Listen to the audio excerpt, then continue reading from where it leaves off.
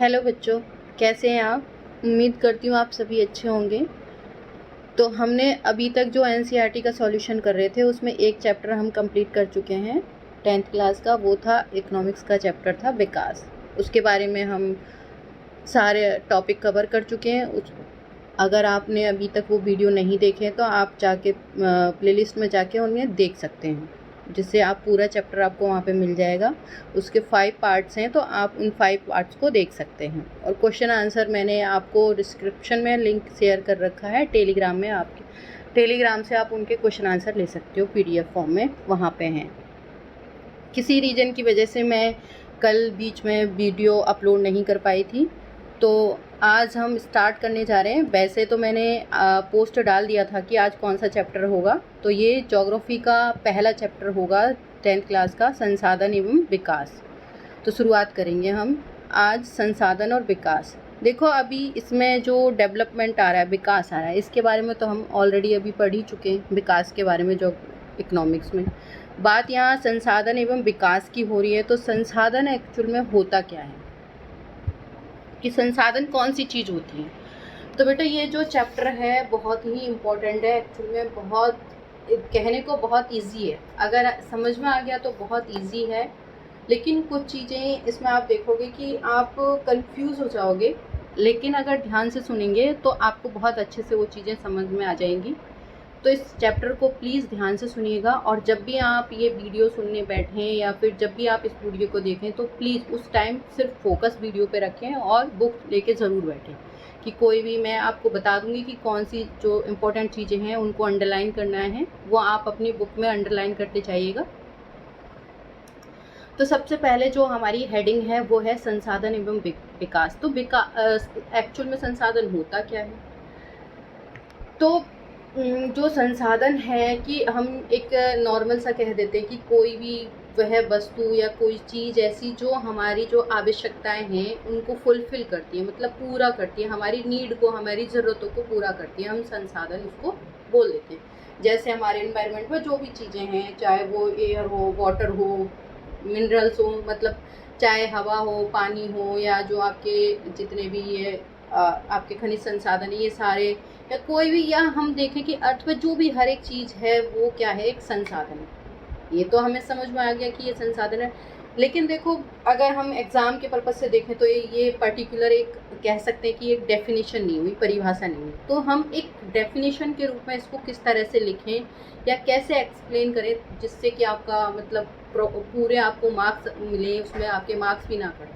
ये बात अभी तक आपको समझ में आ गई होगी। जैसे मान लो अभी मैं आपको ये वीडियो अपलोड कर रही हूँ या आपको ये चैप्टर समझा रही हूँ, तो जिसमें मैं जो भी चीज़ें यूज़ कर रही हूँ वो भी एक संसाधन है। यहाँ तक कि मनुष्य खुद एक क्या होता है, वो संसाधन होता है। क्यों? क्योंकि वो खुद चीज़ों को बना रहा है, वो भी तो एक संसाधन है उसके थ्रू। अगर मैं आपको ये चैप्टर पढ़ा रही हूँ तो मैं भी एक संसाधन हूँ, क्योंकि मैं आपको फैसिलिटी प्रदान कर रही हूँ। कोई भी है, चाहे अभी आप ये बुक ले लो जिससे हम पढ़ रहे हैं, मतलब जो बुक है, आपने बुक लेके बैठे होंगे तो वो बुक भी क्या है, एक संसाधन है। हम घर में फ़ैन चला रहे हैं तो वो भी क्या है, एक संसाधन है। टेबल है वो भी क्या है, संसाधन है। ऐसे हर वो जो वस्तु हमारी नीड पूरी करती है, क्योंकि फ़ैन हमें हवा देता है, बुक हमें पढ़ने के लिए अवेलेबल है, तो इसीलिए ये संसाधन है। ऐसे ही टेबल है, वो हमारे यूज़ की होती है क्योंकि उस पर लिख के हम पढ़ते हैं या जो भी करते हैं, वो संसाधन है। हवा से हम सांस लेते हैं तो संसाधन है वो। पानी से हम अपनी प्यास बुझाते हैं तो वो संसाधन है, क्योंकि हमारी प्यास की जो नीड है उसको ख़त्म कर रहा है, वो पूरा कर रहा है। तो वो हर प्रत्येक वस्तु जो हमारी ज़रूरत या कह सकते हैं हमारी आवश्यकताओं को पूर्ति करती है, वो क्या करती है, संसाधन होती है। लेकिन अभी भी अगर हम एक कह सकते हैं ना कि ठीक ढंग से या एग्ज़ाम पर्पज़ से ये डेफिनेशन पूरी नहीं होती। तो अभी बेटा ये जो डेफिनेशन मैं आपको रीड करती जाऊंगी, इसमें दे भी रखी है और इसको एक्सप्लेन भी करूंगी, तो ज़रा ध्यान से इसको समझना कि संसाधन एक्चुअल में होता क्या है। ठीक है, यहाँ हमारी डेफिनेशन लिखी हुई है कि हमारे पर्यावरण में उपलब्ध प्रत्येक वस्तु जो हमारी आवश्यकताओं को पूरा करने में प्रयुक्त की जाती है, कि हमारे जो इन्वायरमेंट में, पर्यावरण में, वो प्रत्येक वस्तु, मतलब कि जो भी वस्तु है वो हमारी आवश्यकताएं, हमारी नीड हैं, उनको पूरा करने में प्रयुक्त होती है। प्रयुक्त मतलब यूज़ होती है। प्रयुक्त की जा सकती है और जिसको बनाने के लिए, अब ये जो आप देखोगे 3 चीज़ें हैं, ये बहुत ही इम्पोर्टेंट हैं इस डेफिनेशन में। एक तो है प्रौद्योगिकी उपलब्ध, दूसरा है आर्थिक रूप से संभाव्य और सांस्कृतिक रूप से मान्य। ये तीनों ही आपकी डेफिनेशन में पॉइंट होना ज़रूरी है। हमें ये तो पता चल गया कि हमारी जो नीडों को पूरा करती है संसाधन है, लेकिन एक प्रॉपर तरीके से डेफिनेशन लिखने के लिए या एक प्रॉपर चीज़ होने डेफिनेशन होने के लिए ये तीनों चीज़ें इम्पॉर्टेंट हैं। क्यों? देखो, कोई भी संसाधन तब तक संसाधन नहीं हो सकता जब तक वो मनुष्य के यूज़ का ना हो, उपयोग का ना हो। अब आप एक लकड़ी को ले लो, वो पेड़ तब तक संसाधन नहीं है जब तक वो हमारी किसी नीड को पूरा नहीं कर रहा, हमारी ज़रूरत को पूरा नहीं कर रहा। अगर ऐसी पड़ी हुई है, अगर उस लकड़ी को हमने जैसे लकड़ी से दरवाजे बना रहे हैं या खिड़की बना रहे हैं, कुछ भी बना रहे हैं, तब तो वो संसाधन है। अदरवाइज वो अगर ऐसा पड़ा है तो वो पड़ा ही है, वो कोई संसाधन नहीं है। तो कोई भी वस्तु जब तक हम उसको यूज़ में नहीं ले रहे हैं तो वो संसाधन नहीं हो सकती। लेकिन क्या यूज़ लेने के लिए ऐसे यूज़ हो जाएगा कि मैं कहूँ, मान लो मैं मिनरल्स निकाल रही हूँ, मैं खनिज निकाल रही हूँ, तो क्या कहते हैं ना कि वहाँ पे सोने की खानें थी, यहाँ वो था, तो क्या खान से डायरेक्ट गोल्ड आ जाता है जो हम आज नॉर्मल लाइफ में पहनते हैं? क्या वो चीज़ें नॉर्मल मिल जाती हैं? क्या लोहा जैसे सीधे क्या बर्तन के रूप में हम निकल आते हैं बाहर वहाँ से खान से? नहीं, उनको हम अपनी टेक्नोलॉजी से, कि टेक्नोलॉजी यूज़ करके उन खानों से निकालते हैं, फिर उनका हम शोधन करते हैं उनको, क्योंकि जो हमें अर्थ से जो हमें मिनरल्स मिलते हैं या खनिज पदार्थ मिलते हैं वो मिक्स मिलते हैं। कई बार 2-2, 3-3 जो मिनरल्स हैं वो मिले हुए होते हैं, तो उनको अलग किया जाता है शोधनशालाओं में। तो इस तरह से हम क्या करते हैं, अपनी टेक्नोलॉजी यूज़ के, अगर मान लो हमारे पास वो तरीका ही नहीं है, टेक्नोलॉजी नहीं है, तो हम उनको निकालेंगे कैसे, खोदेंगे कैसे? हाथ से तो नहीं खोद सकते, क्योंकि क्या हाथ से कब तक लेयर निकालोगे आप? और क्या हाथ से खोद रहे, क्योंकि इतना डीपली हमें खोदा जाता है तब जाके वो मिनरल्स हमें अवेलेबल होते हैं, तो हाथ से तो नहीं कर सकते नहीं काम। उसके लिए हमें प्रॉपर टेक्नोलॉजी होनी चाहिए, मशीन्स वगैरह। ये तो ये सारी चीज़ें होंगी कहाँ से? हमारी टेक्नोलॉजी से होंगी ना। निकालने का तरीका, उन्हें साफ़ करने का तरीका, ये सारी चीज़ें। तो पहला पॉइंट इम्पॉर्टेंट रहा कि हमारे पास प्रॉपर उन खनिजों को या उन संसाधनों को यूज़ करने के लिए या निकालने के लिए या उनका विकास करने के लिए, डेवलपमेंट के लिए, इन सारी चीज़ों के लिए हमें प्रॉपर टेक्नोलॉजी की ज़रूरत होती है। तो हमारे पास टेक्नोलॉजी होनी चाहिए। दूसरा, आर्थिक रूप से संभाव्य इन द सेंस कि आर्थिक रूप से वो उसकी नीड एक तरह से जो हमारी संभावना है कि हम इकोनॉमिकली मजबूत हो जाएंगे, या हम कह सकते हैं कि हमें इतने पैसे मतलब इससे अर्न कर सकते हैं या कमा सकते हैं, या उसकी इम्पोर्टेंस होना भी ज़रूरी है। अगर कोई चीज़ आपकी जो आर्थिक रूप से संभाव्य नहीं हो पा रही है, जो आपने सोचा है उस तरह से आपको उसके लक्ष्य नहीं मिल पा रहे हैं, या उस तरह से आपकी ज़रूरत पूरी नहीं हो पा रही है, तो फिर वो आपके यूज़ की नहीं है। मान लो आपने गोल्ड खोदने के लिए आपने बहुत सारा पैसा इन्वेस्ट कर दिया, मतलब उसको निकालने में, और जो निकला मिनरल, जो खनिज निकला, वो कम निकल के आया उस गोल्ड कि जितना आपने पैसा इन्वेस्ट किया उससे कम अगर वो निकल के आता है, तो क्या वो आर्थिक रूप से संभाव्य है? नहीं। उसकी क्या मतलब, जब हम अगर कोई चीज़ ज़्यादा इन्वेस्ट करते हैं और उसका हमें लाभ, जो प्रॉफिट है, वो अगर कम आ रहा है, तो उस चीज़ को करने का कोई फ़ायदा ही नहीं। तो वो जो संसाधन है वो आर्थिक रूप से संभाव्य होना चाहिए, उसकी वैल्यू होनी चाहिए, इम्पोर्टेंस होनी चाहिए। तीसरा जो पॉइंट है वो है हमारा सांस्कृतिक रूप से मान्य, कि वो कल्चरली एक्सेप्टेबल होना चाहिए, मान्य होना चाहिए। अब जैसे आप गोल्ड वगैरह ले लो, इसको हम अपने कल्चर से, क्योंकि लोग देखो शादी वगैरह में होती है, गोल्ड बनवा के दिया जाता है, वो हालांकि रोज़ कोई नहीं पहनता उसको, लेकिन वो किस लिए होता है? वो एक हमारी कल्चर है उसे बनवाना, पहनना, ताकि आने वाले इन फ्यूचर में हम उनको इन्वेस्ट कर लें, मतलब हमें हमारी नीडों को पूरा कर दें, ज़रूरतों को पूरा कर दें।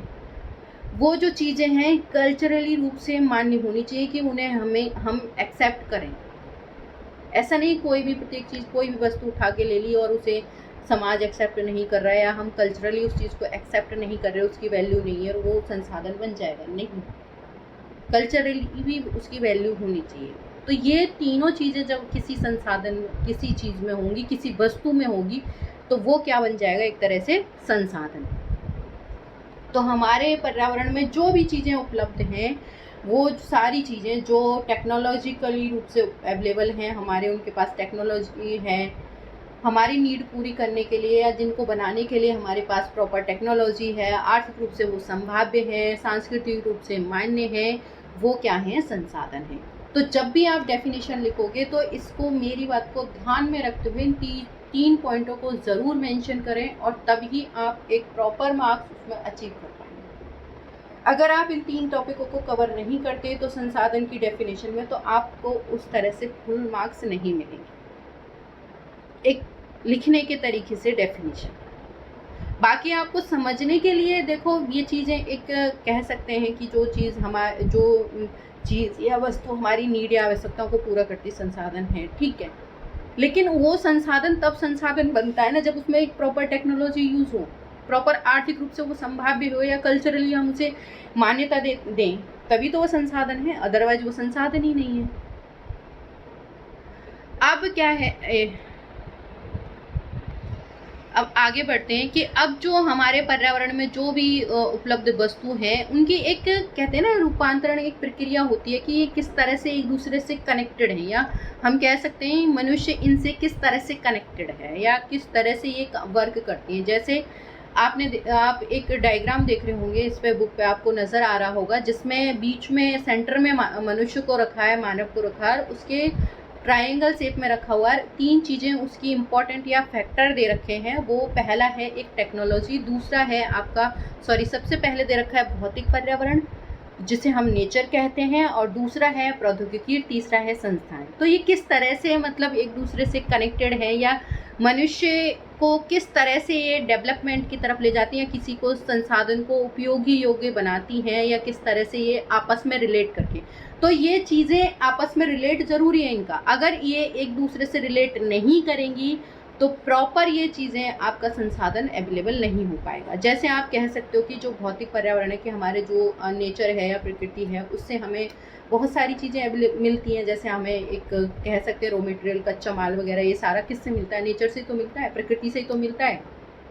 खेती, वो सारी चीज़ें तो होती हैं। तो अगर वो सारी चीज़ें नहीं होंगी तो वो टेक्नोलॉजी भी किसी काम की नहीं है। लेकिन अगर टेक्नोलॉजी नहीं होगी तो वो भी चीज़ें, कच्चा माल है, वो भी किसी काम का नहीं है, क्योंकि हमें जब वो तरीका ही नहीं पता उस चीज़ को यूज़ करने का, तो क्या वैल्यू रह जाएगी उस कच्चे माल की, या रॉ मटेरियल की, या उस नेचर से मिली हुई चीज़ों की कोई वैल्यू रह जाएगी? मान लो हमारे पास एक तरह से, जैसे हम कहते हैं कि जो आपके कॉटन से आपका कपास से आपका जो कपड़ा बनता है कॉटन का, या जो भी, अगर उसे बनाने की टेक्निक ही नहीं होती तो क्या कॉटन की वैल्यू होती इतनी? हम गन्ने से हमारे चीनी बनती है, तो क्या अगर हमें चीनी का कैसे बनती है, ये एक तरीके का जो टेक्नोलॉजी है, अगर ये हमें नहीं पता होगी तो क्या वो उसकी वैल्यू होगी उतनी जितनी आज है? तो एक प्रॉपर जो हमारी नेचर से हमें या भौतिक पर्यावरण से जो भी चीज़ें हमें मिलती हैं, उनकी हमें एक टेक्नोलॉजी भी पता होनी चाहिए। तो ये दोनों चीज़ें ज़रूरी है। वैसे ही हमारे यहाँ हमारे लिए संस्थान भी जो है इम्पोर्टेंट है। संस्थान कैसे इम्पोर्टेंट होंगे? क्योंकि इन सारी चीज़ों के लिए, या ये जो हम कह सकते हैं आपका जो प्रॉपर नेचर है या प्रौद्योगिकी है, ये सारी संस्थाओं के मध्य ही तो अंतर संबंध स्थापित करती हैं। संस्था से ही हम प्रशिक्षण लेके इस तरह से एक प्रॉपर संस्था के रूप में वर्क करके, तभी तो हम क्या कर सकते हैं कि ये जो परस्पर एक दूसरे से एक्टिविटी करेंगे, एक से रिलेट करेंगे, तभी तो ये टेक्नोलॉजी, ये भौतिक पर्यावरण, ये सारी चीज़ें तभी तो मनुष्य की नीड को, ज़रूरतों को पूरा कर पाएंगी। क्योंकि टेक्नोलॉजी भी तो आपको प्रॉपर आने के लिए एक प्रॉपर प्रशिक्षण की ज़रूरत होगी। प्रशिक्षण कौन देंगे? ये संस्थान ही देंगे आपको। ऐसा तो है नहीं कि मैं आज ही, चलो नहीं, मुझे तो तरीका आता है इसका करने का और मैं बस शुरू हो जाऊं बिना कुछ समझे, मतलब एक तरह से बिना देखे कि अच्छा यहाँ से ऐसे ऐसे करते हैं। नहीं, एक प्रॉपर हमें प्रशिक्षण की ज़रूरत होती है टेक्नोलॉजी में। मतलब उसे यूज़ करने के लिए हमें एक प्रैक्टिस या प्रॉपर प्रशिक्षण जिसे हमने सीखा हुआ होगा। अब मैं कहूँ कि भाई नहीं, मुझे तो बहुत अच्छे से ये काम आता है और वो काम मैंने सीखा ही नहीं, किया ही नहीं, तो क्या मैं उसे प्रॉपर कर पाऊँगी? बिल्कुल नहीं कर पाऊँगी। और जब मैं उसे नहीं कर पाऊँगी तो मैं मनुष्य की नीड, ज़रूरत को कैसे पूरा कर रही हूँ? मैं तो नहीं कर रही। तो ये तीनों चीज़ें एक दूसरे से रिलेट हैं, और रिलेट करके ही एक दूसरे के साथ आके ही जो मनुष्य है उसकी नीड है, ज़रूरतें हैं, उनको फुल करती है, पूरा करती है। तभी जाके वो कोई वस्तु है वो हमारे योग्य बनती है, यूज़ के बनती है, नीड के, ज़रूरत के उपयोग योग्य बनती है, और तब जाके वो क्या है, एक संसाधन बनती है। यहाँ आप देखोगे कि संसाधन के लिए डेवलपमेंट ज़रूरी है, क्योंकि जब वो कोई संसाधन है वो यूज़ नहीं आ रहा, हम टेक्नोलॉजिकली रूप से या कैसे भी करके उसको यूज़ में नहीं ले रहे, उसका डेवलपमेंट नहीं कर रहे, तो वो संसाधन ही नहीं है। क्या फ़ायदा उस संसाधन? और ऑब्वियस सी बात है कि जब हमारे पास रिसोर्स होंगे, संसाधन होंगे, तभी तो हमारा विकास होगा। तो ये दोनों टॉपिक भी आप एक दूसरे से रिलेट कर रहे हैं, एक दूसरे पे डिपेंड हैं, जुड़े हुए हैं एक दूसरे से, कि संसाधन से ही हमारा विकास होगा, और दूसरा संसाधनों का विकास, जो संसाधन है उनका डेवलपमेंट भी ज़रूरी है। इनके डेवलपमेंट के बिना हम इनका यूज़ नहीं कर सकते, क्योंकि कोई भी वस्तु बिना टेक्नोलॉजी और इन सारी चीज़ों के हम उसको उपयोगी योग्य नहीं बना सकते, और वो उपयोगी योग्य होती तभी मनुष्य का एक तरह से डेवलपमेंट होगा। यहाँ तक आई थिंक आपको समझ में आ गया होगा, और आप ये एक तरह से ये डायग्राम को भी बना लीजिएगा, और जो मैंने ये अंडरलाइन लगवाए प्लीज़ इनको या तो आप एक कॉपी में नोट्स की तरह यूज़ कर सकते हैं, वैसे मैं नोट्स प्रोवाइड करवा दूंगी आपको, और या फिर आप एक काम कर सकते हैं कि आप इनको बना सकते हैं, मतलब कॉपी में नोट डाउन कर सकते हैं या बुक में ही अंडरलाइन कर सकते हैं। अब आते हैं चैप्टर पे। क्या आप उन वस्तुओं का नाम बता सकते हैं जो गांव और शहरों में हमारे जीवन को आराम पहुंचाते हैं? कि वो प्रत्येक वस्तु जो हमें गांव हो या शहर हो उसमें हमें क्या है, आराम पहुंचाती है। जैसे आप अभी देख लो, गर्मियों में एसी है, आपको क्या है, आराम दे रहा, रिलीफ दे रहा, संसाधन है। ठंडी चीज़ खा पी रहे हो, क्या है, संसाधन है। ऐसी वस्तुओं की हम अगर एक सूची बनाएं कि आप ऐसी चीज़ों की जो आपकी नीड को पूरा कर रही है, जैसे फ़ोन है, आप किस लिए, आपका एंटरटेनमेंट कर रहा है, टीवी है एंटरटेनमेंट कर रहा है, आपकी ज़रूरत पूरी कर रहा है, उनकी एक सूची तैयार करें, उनको बनाने में प्रयोग होने वाले पदार्थों को, और वो जो चीज़ें बन रही हैं किन चीज़ों से बन रही है वो भी लिखो उनके साथ। तो उन पदार्थों का नाम भी बताएं आप, और ये एक्सरसाइज आप कर सकते हो अपने साथ। हमारे पर्यावरण में उपलब्ध प्रत्येक वस्तु जो हमारी आवश्यकताओं को पूरा करने में प्रयुक्त की जा सकती है और जिनको बनाने के लिए प्रौद्योगिकी उपलब्ध है, जो आर्थिक रूप से संभाव्य और सांस्कृतिक रूप से मान्य हैं, वह क्या है, संसाधन है। हमारे पर्यावरण में उपलब्ध वस्तुओं की रूपांतरण प्रक्रिया प्राकृतिक, प्रौद्योगिकी और संस्थाओं के परस्पर क्रिया संबंध में निहित है।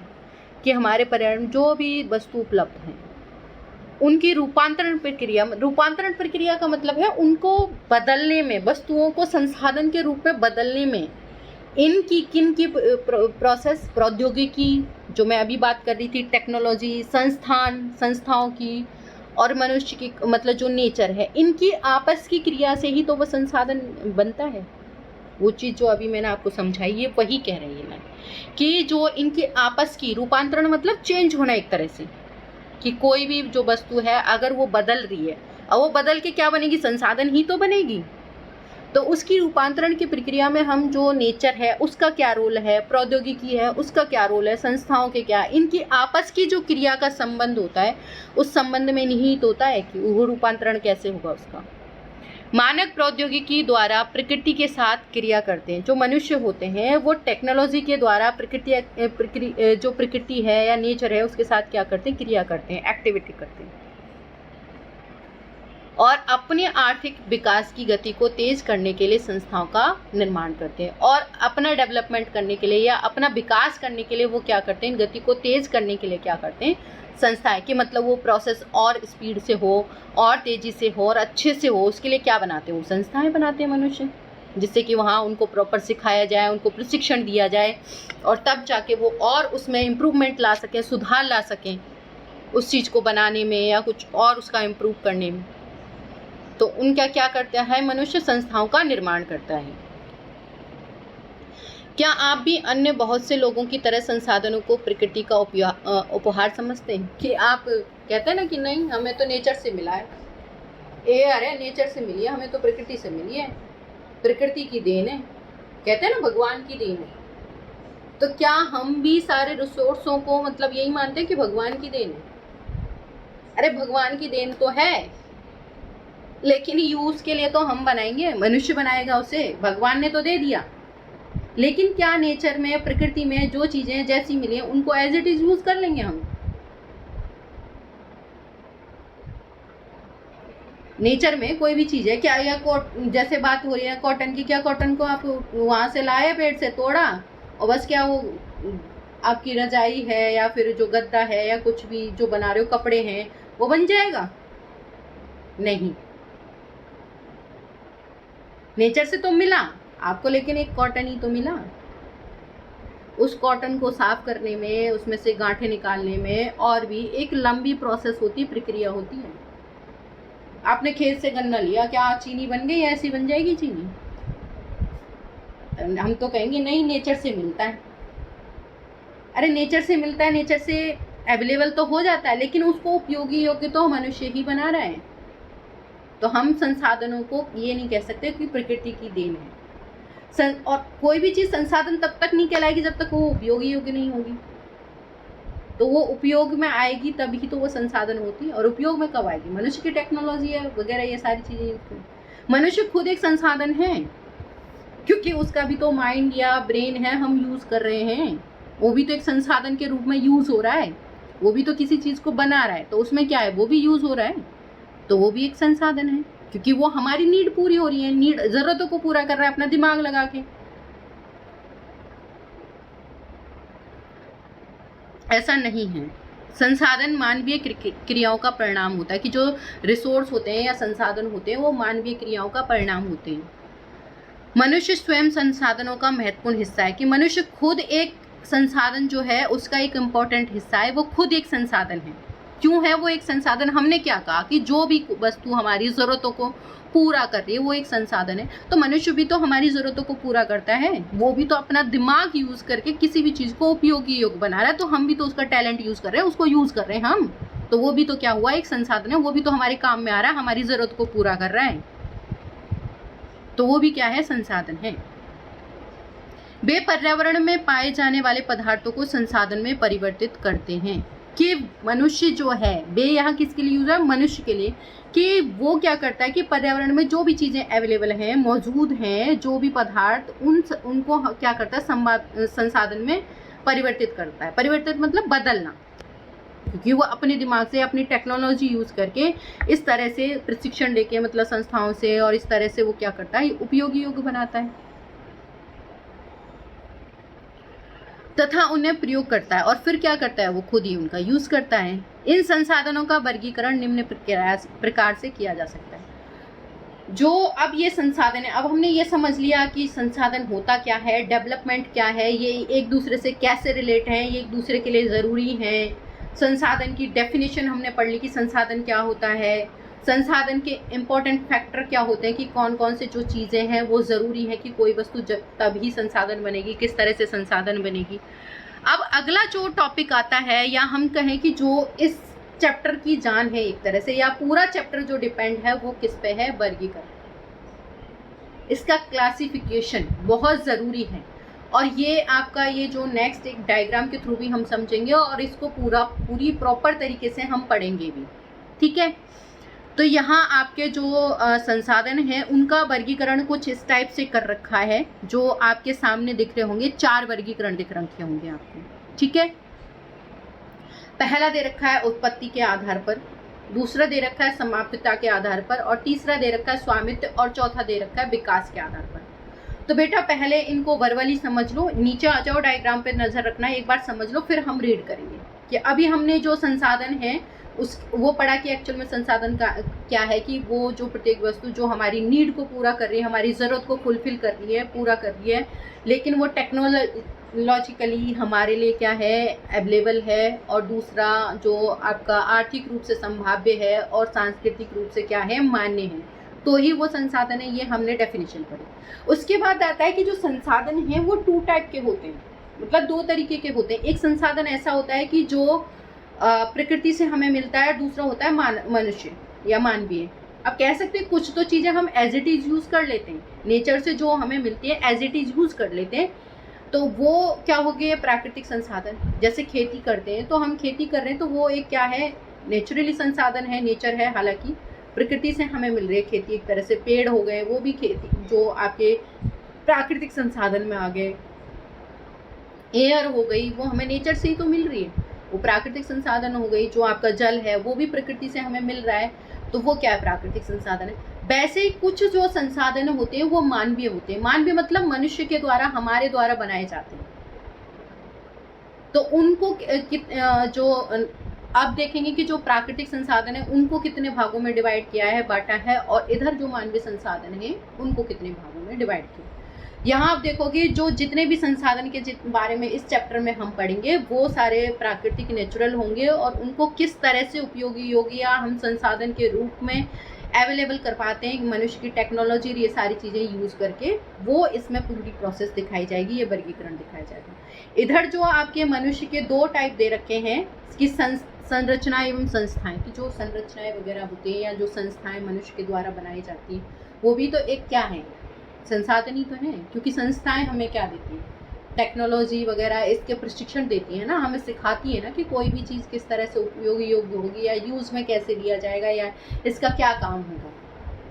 अब वो प्रकृति ने तो नहीं दिया, वो तो मनुष्य ने बनाया है ना, कि किस तरह से यूज़ करें। कि कोई खनिज पदार्थ है हमारे पास है तो सही, लेकिन हम उसको यूज़ ही नहीं कर सकते, क्योंकि हमें तरीका ही नहीं पता उसको यूज़ करने का, टेक्नोलॉजी नहीं आती, तो हम क्या करेंगे, हमारे लिए तो कोई काम का नहीं है ना। तो मनुष्य ने ऐसी संस्थाएं वगैरह बना रखी, तो उनसे वो उपयोगी योग्य बन जाता है। मात्रा एवं गुणवत्ता, मनुष्य ये भी देखता है कि इसकी क्वांटिटी क्या है, इसका पता भी तो मनुष्य लगाता है।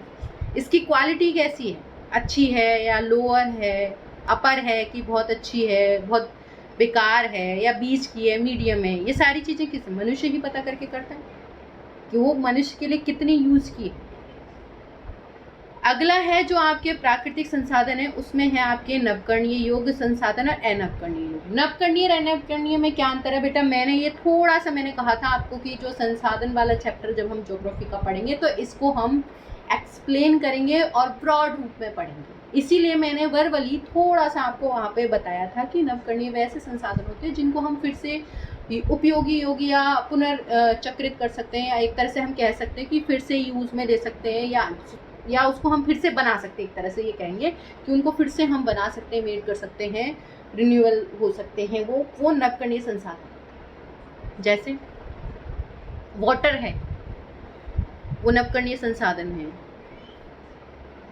पवन है, हवा है, वो नवकरणीय संसाधन है। क्यों ये बनते रहते हैं, इनकी प्रोसेस बनती रहती है, मतलब सतत एक प्रक्रिया चलती रहती है। आप कहोगे मैडम पानी कैसे बनेगा, पानी बनने से इन द सेंस वो एक पूरी प्रोसेस चलती रहती है। जैसे आप अर्थ पे पानी तो हालांकि उतना ही अवेलेबल है, लेकिन वो बनता है ना प्रोसेस। जैसे आप समुद्रों से देखोगे कि पानी से भाप बना, स्टीम बनी, फिर वो जाके क्या हुआ, वो स्टीम बन के उड़ गए, फिर बादल बनाए उन्होंने, फिर बादलों से एक बारिश हुई, और फिर जाके वो नदियों में या तालाबों में आया। हमारी पानी बनाई तो था, एक प्रोसेस ही तो चली थी वो, जिसे हम जल चक्र कहते हैं।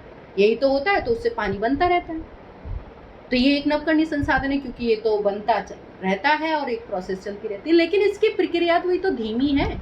ऐसा थोड़ी ना है कि रोज ही बारिश हो रही है, कि नहीं आज अभी भाप बन गया, बस उड़ गया और बस अभी बारिश होगी। एक प्रॉपर प्रोसेस होती है, एक प्रक्रिया होती है, तब जाके बनती है। इसकी जो प्रोसेस होगी वो धीमी होगी ना, सीजन के अकॉर्डिंग होगी। जैसे अब गर्मियों में क्या होगा, गर्मियों में क्या होगा, आपका पानी जो है स्टीम बनेगा समुद्रों से, वहाँ से उठेगा, फिर वो आपके बादल क्रिएट करेगा, फिर बादलों से बारिश होगी, तब जाके वो अवेलेबल हो पा रहा है। वैसे ही आपकी एयर है, जो हवा है, जैसे पवन चक्के लगा जाते हैं, वहाँ से हम इलेक्ट्रिसिटी प्राप्त करते हैं। नहीं तो ये सारा हमारे जो नवकरणीय संसाधन है, क्योंकि कभी हवा चलना तो बंद होगी नहीं, तो हम इससे जो बिजली प्राप्त कर रहे हैं या जो पवन चक्कियाँ वगैरह लगा रहे हैं वो ऑल टाइम रहेंगी, क्योंकि हवा तो बहती रहेगी ना, वो ख़त्म होने वाली चीज़ें। हाँ, वो अलग बात है कि वो पॉल्यूटेड होती जा रही है आज के टाइम में, पानी में भी पॉल्यूशन होता जा रहा है, वो अलग बात है। लेकिन ये भी तो चीज़ें चलती रहती है, एक नवकरणीय संसाधन है। बट ये भी क्या है, ये भी अगर आप इनको इसी तरह से यूज़ करते आए तो एक टाइम ऐसा होगा ये भी ख़त्म होते चले जाएंगे। आप कहोगे नहीं मैडम ये कैसे ख़त्म हो सकता है, ये तो बनते रहते हैं, ये कोई ख़त्म थोड़ी हो सकते हैं। बिल्कुल हो सकते हैं भाई। आप इसी तरह से जैसे यूज़ करते रहे, जहाँ ज़रूरत होती है 1 बाल्टी पानी की, वहाँ 10 बाल्टी आप बर्बाद कर चुके हो। बर्बाद भी तो हो रहा है। फैक्ट्रियों में जो पानी यूज़ हो रहा है वो पॉल्यूटेड भी तो हो रहा है।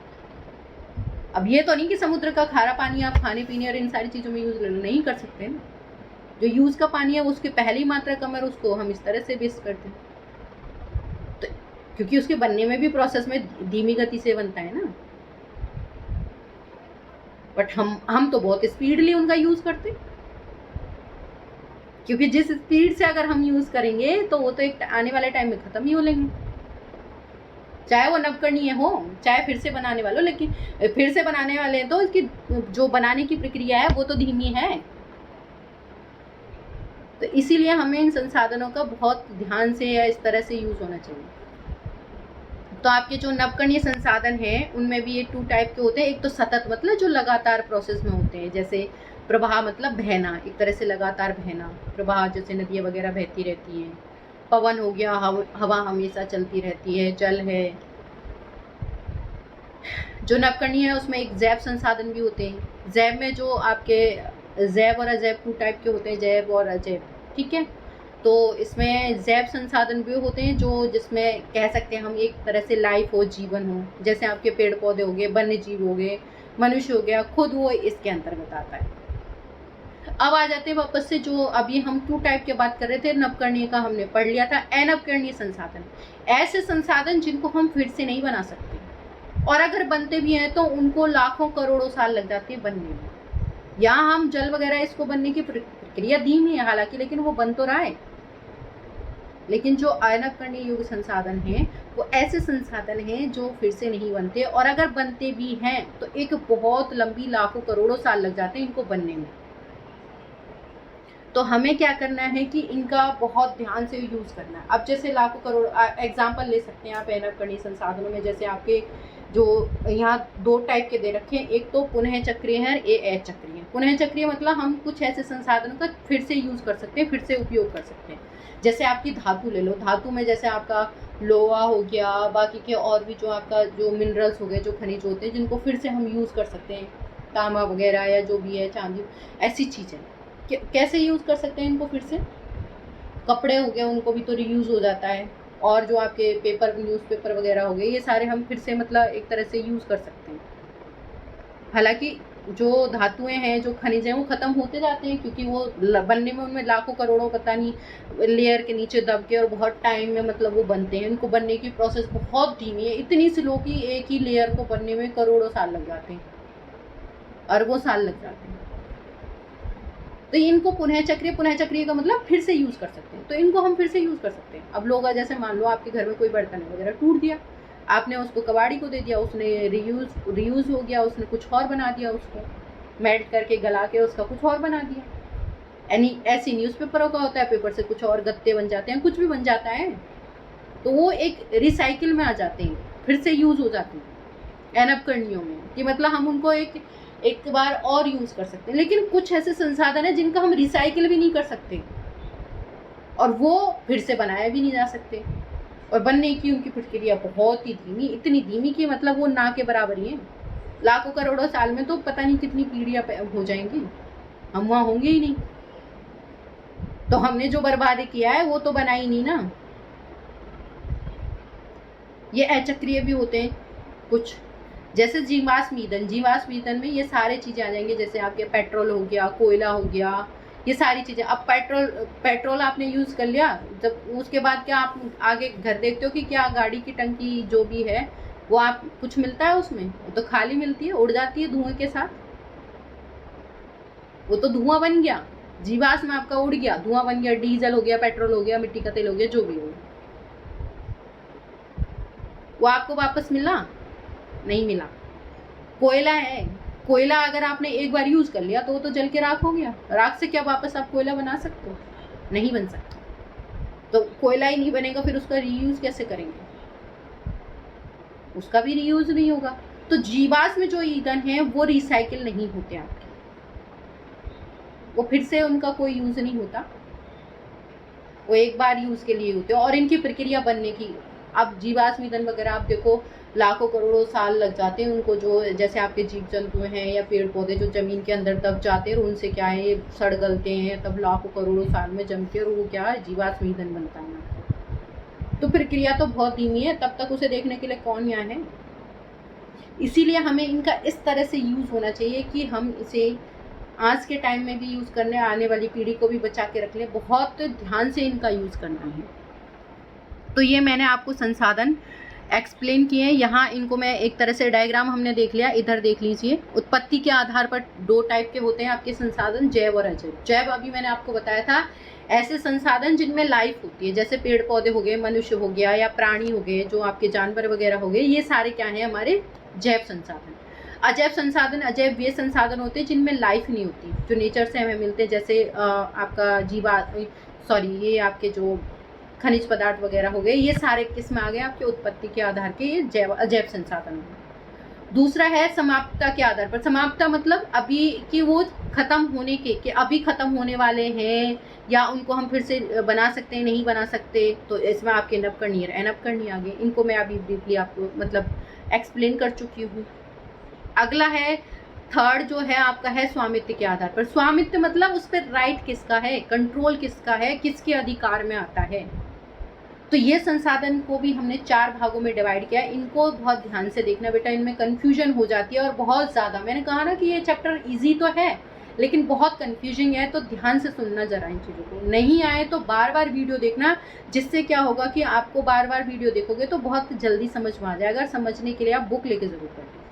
तो स्वामित्व के आधार का मतलब होता है कि, और अगर जो पॉइंट कई बार क्या होता है ना, हमें नहीं रहता ध्यान कि हम क्या मतलब इसका टर्म क्या है, इस टर्म का मीनिंग क्या है। तो आप जब मैं बोलती जाती हूँ तो आप एक बार पेंसिल से उसके ऊपर लिख लें, इजी वर्ड लिख लें, क्योंकि मैं जो टफ वर्ड होते हैं उनको इजी उसमें एक्सप्लेन करती हूँ आपको, जिससे कि आपको समझने के लिए नेक्स्ट टाइम जब भी आप रिवीजन करें तो आपको बहुत इजी हो जाएगा। तो स्वामित्व का मतलब होता है कि हम ये कह सकते हैं कि उसका स्वामी कौन है, उसका मालिक कौन है, उसका कंट्रोल उसका किसके हाथ में है। तो एक तो हो गया व्यक्तिगत। व्यक्तिगत कौन से होते हैं? व्यक्तिगत वो संसाधन होते हैं जिनमें खुद का अधिकार हो। अब घर है, घर तो आपका ही है ना, आपका ही। पड़ोसी आके ये थोड़ी कहेगा कि ये घर मेरा है, आपका तो आपका है। आपके पास जो पैसा रखा है वो आप ही का तो है, पड़ोसी का तो नहीं है उस पर कंट्रोल। तो जो वस्तु, अब जैसे गांव में किसानों की जमीन वगैरह होती है वो उन्हीं की तो है, जो जिसकी है वो उसी की तो है, किसी और का कंट्रोल तो नहीं है उस पर। सरकार आके ये तो नहीं कहेगी नहीं ये ज़मीन से हट जाओ, ये तो पूरी सरकार की है, नहीं कह सकते, वो इंडिविजुअल की है। तो ऐसी चीज़ें जिनके अधिकारी हम हों, जिनका अधिकार हमारे ऊपर हो, या हम कह सकते हैं जो हमारे कंट्रोल में आती हैं, वो तो हमारी हो गई व्यक्तिगत संसाधन, कि जो जिसके मालिक हम हैं, जिस चीज़ के मालिक हम खुद हैं, वो क्या हो गई व्यक्तिगत संसाधन हो गई। अब सामुदायिक कौन सी होती है? तो समुदाय की संसाधन, जो हम सामुदायिक संसाधन कहते हैं, ऐसे संसाधन जिसमें एक कम्युनिटी का, या हम एक कम्युनिटी एरिया में जहाँ जिस रह रहे, जिस सोसाइटी में रह रहे, तो उस सोसाइटी का पार्क हो गया, उस सोसाइटी का कम्युनिटी हॉल हो गया। जैसे आप जब भी देखोगे शादी वगैरह करते हो तो वो हॉल को सभी यूज़ करते हैं, क्योंकि वो किसी एक, अब ये तो आपका पड़ोसी आके ये तो, या जिसके घर के पास में वो आके ये तो नहीं कहेगा कि नहीं ये हॉल तो मेरा है, आप यूज़ नहीं कर सकते, नहीं, वो पूरा एक समुदाय का है। वहाँ पर पार्क हो गया आसपास, वो आपका है, वहाँ कोई आके आपको ये तो नहीं कहेगा हटो निकलो ये मेरे घर के पास में तो मेरा पार्क है, नहीं कह सकता। वो पूरी एक कम्युनिटी का, एक समुदाय का। उसके बाद आता है राष्ट्र का। राष्ट्र मतलब ऐसी चीज़ें जिनमें पूरे देश का कंट्रोल हो, जिस पर गवर्नमेंट का, हमारी गवर्नमेंट का कंट्रोल हो, वो हमारे राष्ट्र के हो गए। जैसे सड़कें हो गई, ये क्या है, इन पे गवर्नमेंट का ही तो कंट्रोल है। और भी बहुत सारी चीज़ें हो गई जो देश का, जिन पे कंट्रोल हो, या हमारी गवर्नमेंट का, या चिकित्सक सुविधाएं हो गई, या फैसिलिटी हो गई, हॉस्पिटल हो गए, कॉलेज जो भी हो गए, जो गवर्नमेंट स्कूल कॉलेज वगैरह हो गए, उस पर गवर्नमेंट का कंट्रोल है। तो वो क्या है? वो राष्ट्र के संसाधन है।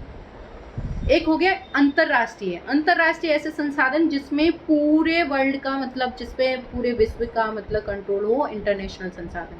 कि कुछ तो चीज़ें ऐसी होंगी जो हमारे देश के बाउंड्री से बाहर होंगी, जो चीज़ें हमारे देश के अंदर आ रही है, हमारी बाउंड्री के अंदर आ रही है, उस पर तो हमें पता है कि हमारा कंट्रोल। लेकिन उससे बाहर कुछ चीज़ें ऐसी भी तो होंगी जो किसी दूसरे कंट्री के हाथ में नहीं होंगी, वो पूरे वर्ल्ड का एक तरह से हम कह सकते हैं, उसमें पूरे विश्व का कंट्रोल होता है कि हाँ ये इस कंट्री का भी कंट्रोल है, उस कंट्री का भी, जिसमें एक दूसरे से परमिशन लेके यूज़ करना होता है। इसको और एक्सप्लेन हम आगे जो टॉपिक आएगा उसमें एक्सप्लेन करेंगे, तो इन पे कंफ्यूज मत होंगे। और मुझे नहीं लगता कि ये जो स्वामित्व वाला है इसमें आप ज़्यादा कंफ्यूज होंगे। इसको समझने के लिए बहुत अच्छा है कि हम खुद का, फिर समाज, पहले ले लो हम, हमारा घर, फिर हमारे पड़ोसी वाले, फिर हमारा पूरा देश, फिर वो देश से बाहर। तो इस तरह से आप इसको याद कर सकते हो। अगला है विकास के आधार पर। अब विकास के आधार पर भी 4 होंगे, और सबसे जो कहती हूँ कन्फ्यूजन या पॉइंट है वो सबसे ज़्यादा यही वाला, क्योंकि ये जो हैं वो एक जैसे लगते हैं आपके सारे, मतलब चारों के चारों ऐसे लगेंगे कि हाँ इसमें क्या है, मैं थोड़ा सा माइनर सा चेंज, मतलब माइनर सा अंतर है, डिफरेंस है, नहीं एक जैसे लगते हैं ये सारे इनका मीनिंग। संभावी संसाधन कौन से होते हैं, कि ऐसे संसाधन जिन्हें हमने मतलब पता तो कर लिया कि यहाँ संसाधन है, कि हमें मतलब मतलब संभावना है, या हम ये कह सकते हैं ये उम्मीद है कि इस जगह जैसे कोई संसाधन निकलने वाला है। जैसे हमने कहा कि जो मुंबई हाई है वहाँ पर तेल के कुएं निकलने वाले हैं, ऐसी संभावना है वहाँ मिल सकती है, कि हमें कुछ ऐसा दिखाया, ऐसा रिसोर्स मिला जिससे हमें ये पॉसिबल है। तो ऐसे संसाधन जिनकी हमें संभावना है कि ये पॉसिबल हो सकते हैं, वो तो हमारे संभाव्य संसाधन हो गए या संभाव्य। विकसित संसाधन, विकसित वो कौन से संसाधन हो, वो ऐसे संसाधन हो गए कि जो आपके संसाधन हैं डेवलप्ड हैं। डेवलप्ड कौन से संसाधन हो गए, कि मतलब ऐसे कौन से संसाधन हो गए जो विकसित संसाधन हैं आपके, डेवलप्ड हैं, कि जो हम क्या कर चुके, मतलब हम टेक्नोलॉजी यूज़ करके, वैसे यूज़ करके हम उनका विकास कर चुके, हम यूज़ कर सकते, वो हमारे विकसित संसाधन हो गए। कि हमें अगला है भंडार, कि कुछ संसाधन ऐसे होते हैं जिनका हमारे पास भंडार है, कि हमें पता है ये हमारे संसाधन है, हमारे यूज़ के, लेकिन हमें अभी तक उनका टेक्नोलॉजी हमारे पास नहीं आई कि हम किस तरीके से उनका यूज़ करें। कि हमें ये तो पता है कि ये चीज़ काम की है, लेकिन इसे काम में कैसे लें, हमने वो स्टोर तो कर रखी है कि आने वाले फ्यूचर में इसको हम यूज़ में लेंगे, लेकिन अभी हमें ये नहीं पता कि इसका यूज़ कैसे करना है, टेक्नोलॉजी कैसे, कि हमें ये पता है कि आने वाले फ्यूचर में हम इतना खुद को डेवलप कर लेंगे या विकास कर लेंगे कि इसको यूज़ कर लेंगे। अब आप कहोगे मैडम भंडार और संचित कोष तो एक जैसा लगता है, नहीं, भंडार का यहाँ मीनिंग हो रहा है कि हमारे पास स्टोर तो है, स्टोर तो कर लिया उस चीज़ को, लेकिन हमारे पास यहाँ प्रॉपर टेक्नोलॉजी नहीं है कि उसे यूज़ कैसे करना है।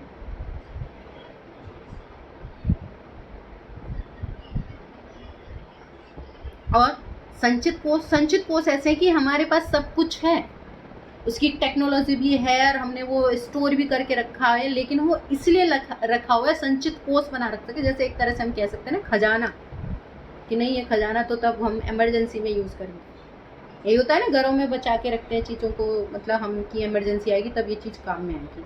हम भी कोई चीज़ सेफ बचा के रखते हैं कि नहीं जब इमरजेंसी होगी तभी निकालूंगी इस चीज़ को, या कोई एक जगह हम पैसे वैसे भी रखते हैं, कुछ भी रखते हैं, तो वो कि नहीं अभी यूज़ में नहीं लेंगे, इसे बाद में यूज़ करेंगे,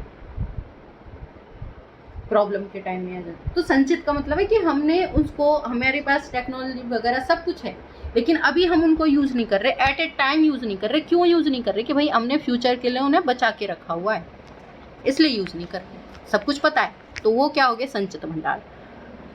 आई थिंक आपको अब तक आपका जो संसाधन है वो क्या होता है, विकास है वो क्या है, दोनों एक दूसरे से कैसे एक दूसरे से रिलेट हैं वो भी समझ में आ गया होगा। संसाधन की डेफिनेशन समझ में आ गई होगी, ये किस तरह से मानव इनसे कैसे जुड़ा हुआ है या कैसे ये इसको संसाधन में परिवर्तित करता है वो भी आपको समझ में आ गया होगा। इनका वर्गीकरण ये भी समझ में आ गया होगा। बेटा जो ये वर्गीकरण है ये और ये डायग्राम भी मैं समझा चुकी हूँ। वर्गीकरण इसमें आपको एक्सप्लेन नहीं कर रखा, क्योंकि लास्ट ईयर ही ये आपके जो संसाधन हैं इनका वर्गीकरण हटा दिया गया है, 10th से हटा दिया गया है। पहले क्या होता था, इनको बहुत अच्छे से या एक्सप्लेन कर रखा था, इनको बड़े रूप में इनके एग्जाम्पल दे रखे थे, प्रॉपर चैप्टर दे रखा था, लेकिन लास्ट टाइम 10th क्लास से इस टॉपिक को हटा दिया। आपको सिर्फ अब इतना ही पढ़ना है कि ये कितने टाइप के होते हैं और इनकी मीनिंग क्या क्या है, बस इतना ही। इससे ज़्यादा, और एक दो इसके एग्जाम्पल जैसे आप इस डायग्राम को देख सकते हो, इतना ही पढ़ना है, ज़्यादा नहीं पढ़ना। तो थैंक यू बच्चों। और अगर कुछ नहीं भी आए अब तक का, जो टॉपिक में कुछ नहीं समझ में आएगा, तो प्लीज़ कमेंट करके आप मुझसे पूछ सकते हैं। बाकी के जो इससे रिलेटेड जो नोट्स वगैरह होंगे या क्वेश्चन आंसर होंगे, मैं टेलीग्राम में डाल दूँगी, आप वहाँ से लेके देख सकते हैं। Thank you. नेक्स्ट टॉपिक हम इसके बाद जो अगला होगा वो टॉपिक लेंगे सेकंड पार्ट में। थैंक यू बच्चों।